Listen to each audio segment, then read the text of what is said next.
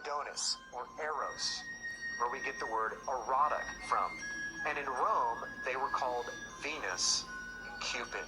That's right, that's where we get Valentine's Day from, and Cupid. Even in the Far East, listen to this. This is amazing. Cupid was known as Zoroaster. Zoroaster is made up of two words, Zoro, which means seed of, and Asheroth, which is Easter. And so what Cupid actually means in the Far East is the seed of Easter, or the seed of his mother, Tammuz, and his mother, Semiramis. If you look on your screen, you're going to see Isis and Osiris, or this is Ishtar and Tammuz. Now, some of you may be asking, well, wait a minute, I celebrate Easter. You're talking about Ishtar. Easter is actually the Anglicization of the word Ishtar. In other words, if you say Ishtar in English, it's pronounced Easter. That's how the etymology of that word evolved over time. I don't celebrate Easter no more. What's on her head is a crescent moon, and in the center of that crescent moon is the actual sun itself. And so the symbol of power of Isis, or Ishtar, was the crescent moon holding the sun itself, her deceased husband, Baal, the sun god. And you can see the baby there that is nursing from her breast. Don't celebrate Ishtar Easter. was known as the goddess of the East, the bare-breasted fertility god of the East, or the sunrise, which is why they had the service at sunrise on Easter morning.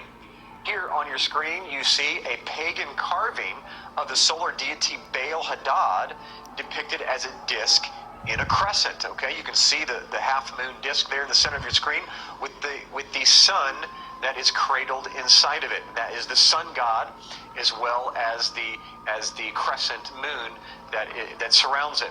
Now, as you see, that the main symbol for the sun god was the crescent moon with the sun on the top of it, or centered and cradled inside that crescent moon.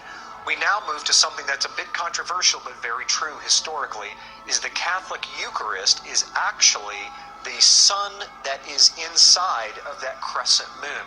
I'm going to show you some pictures of the actual Eucharist in different positions. I thought and it you're was going Jesus to see inside the that not moon. only is it similar, it's identical. This is where they got the symbols from.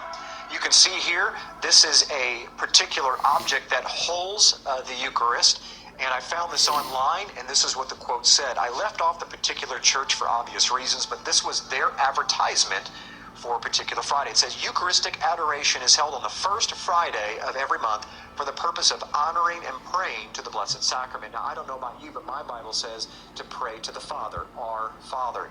Yeshua, Jesus, said to pray to the Father. He did not say to pray to inanimate objects, whether they Amen. represent him or not. Now, look very carefully at, on the right-hand side, you can see the moon, the crescent moon shaped, holding that sun or that wafer of bread. Here's a close-up of it right here. The crescent moon cradle with the sun-shaped monstrance of the Roman Catholic Church. And now you'll see that it's actually the rays of